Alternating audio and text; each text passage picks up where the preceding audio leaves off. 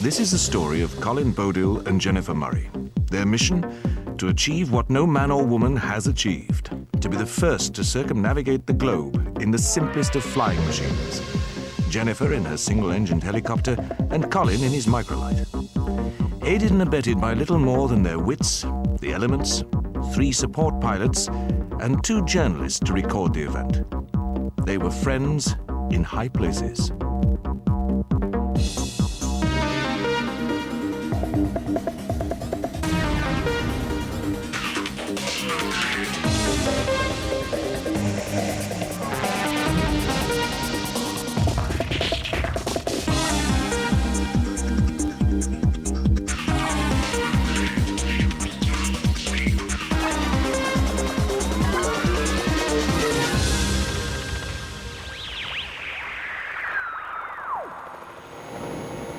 The story so far. In June 2000, Jennifer Murray and Colin Bodill left London and began their record-breaking attempt, crossing Europe, the deserts of the Middle East and the jungles of Southeast Asia in just over 3 weeks. In China, Colin narrowly avoided being shot down by the Air Force when he strayed off course. 2 fighters came circling me, which I thought, oh Christ, I'm in big trouble now. The team were then delayed in Japan for 3 weeks, waiting for permission to fly through Russia. It was, without doubt, the most stressful time. Now they must cross the ice-cold sea of Okhotsk if they're to reach mainland Russia.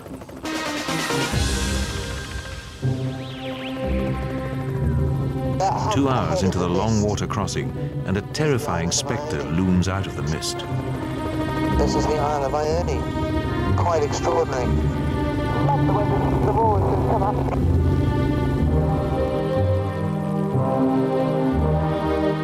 There are about 4 million puffins living on this island.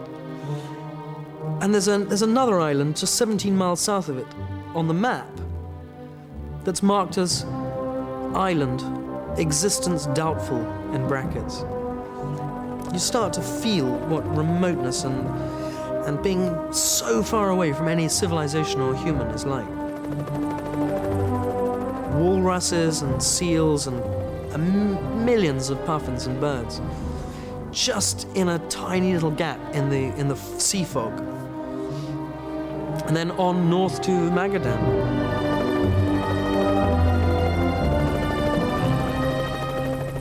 After 4 long hours over water, the team at last reached solid ground on Russia's virtually uninhabited northeast coast. We were at the uttermost parts of the earth. It was wonderful in that respect, in areas that no one has been, certainly no Western tourists.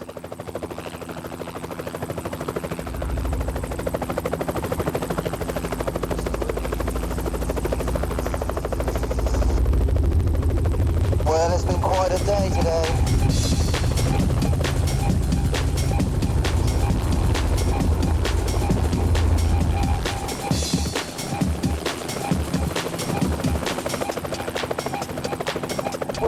We're on our way from Magadan to Markova.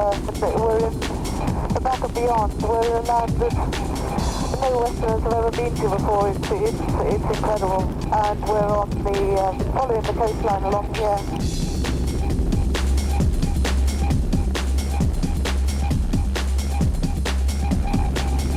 What was that for? DC-3. Oh. Understand request.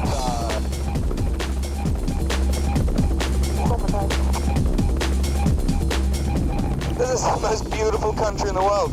It's completely undiscovered. It is extraordinarily beautiful.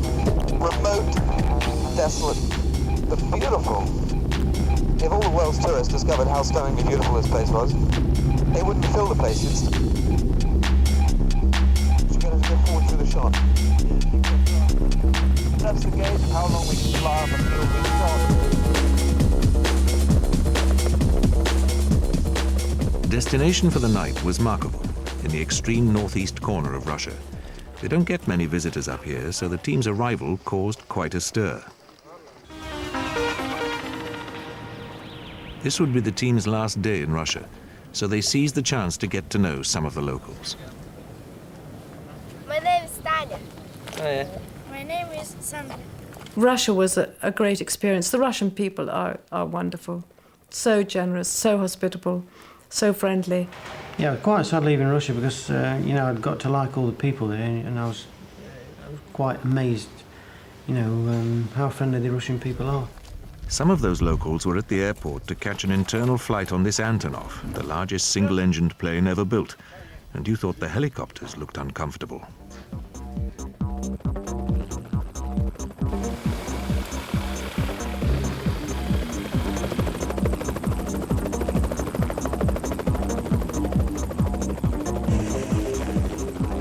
As the aircraft flew northeast towards the USA, they crossed a seemingly endless expanse of tundra, bursting with life in the summer sunshine.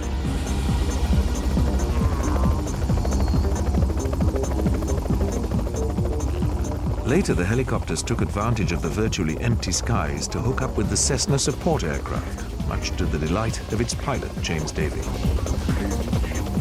I found Russia to be an extremely warm and a fantastic place. What a great day for a flight. That's what it's all about, all that hard work, all that studying. That's what it's all about. But flying out there, some of the scenery is outstanding, especially going up towards Anadyr before we made the hop to know the scenery is absolutely stunning. The Challenger's springboard into the USA was the airfield at Anadyr. Here the team took on their maximum fuel load and donned their survival suits for another perilous sea crossing, 4 hours over the Bering Strait to Alaska. Crossing the strait, the aircraft passed over the international date line. One moment they were 12 hours ahead of British summertime, the next they were 24 hours behind. So surreally enough, they reached the coast of Alaska the day before they'd departed Russia. As darkness fell, the distant lights of Nome, Alaska, could mean only one thing. After 57 days, the now Challenge had reached the USA.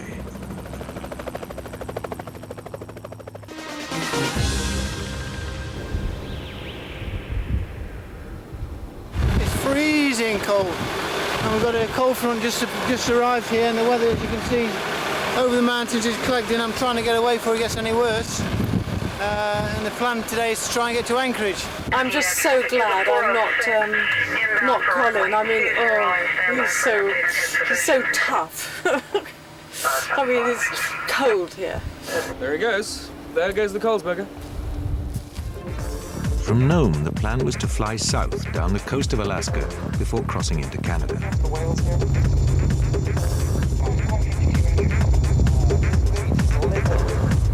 Dead walruses. Pretty sad. I imagine there's something to do with the Greenpeace activity here. Maybe they're trying to do something about that.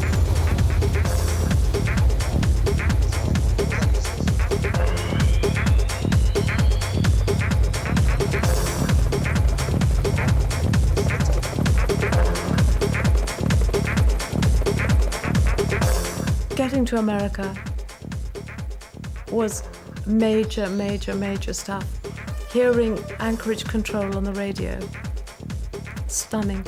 And also knowing that you're in the land of the free. And I mean that really in the sense of being able to fly anywhere.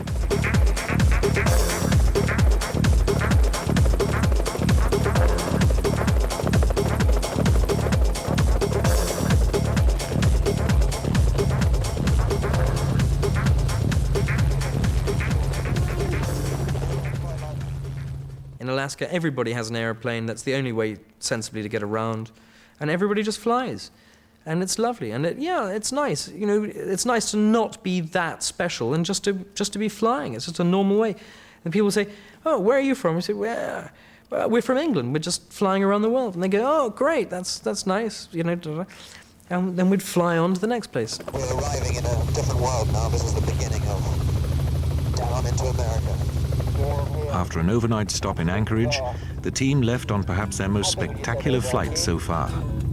They're 5 miles across or 4 miles across, 40 miles long. As you head down from Anchorage towards Vancouver, you've got all the incredible glaciers flowing into the sea, and they are stunning, and we were blessed with some fairly good weather to begin with that day, and saw them all. I guess the ice here must be several hundred feet deep. This is all huge deposits of rock and boulders and soil that it's just ground up and is carrying down into. There's the ice cliff. Alaska is a stunningly beautiful place. Icebergs, grizzly bears, buffalo. The grizzly bears coming down out of the woods to eat strawberries by the beach. The scale of it, huge empty spaces. You start to get a sense of how empty the world is.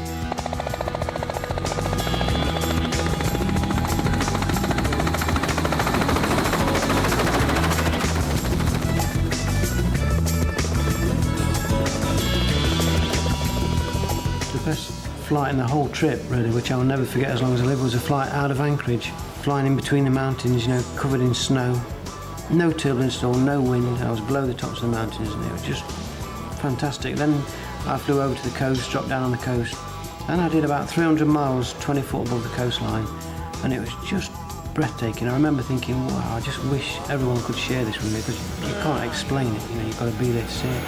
How would you like to be beside the seaside? It's the land of the free, really, you know, as they say, and the flying is so free, and it's just great fun.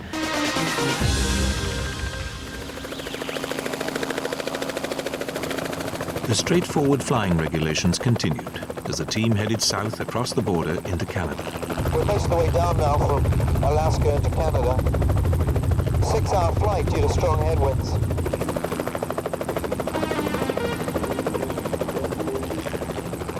The team headed into Vancouver, log jams stopping up the harbour, but still the freedom of the skies for the now challenge. Support pilot James Davey was particularly excited to arrive. His fiancée had been stuck on the Canadian west coast while the aviators had been sitting in Japan. Where is my man? Reunited after 2 months on the road, there was time for 2 days of catching up before the challenge headed on south.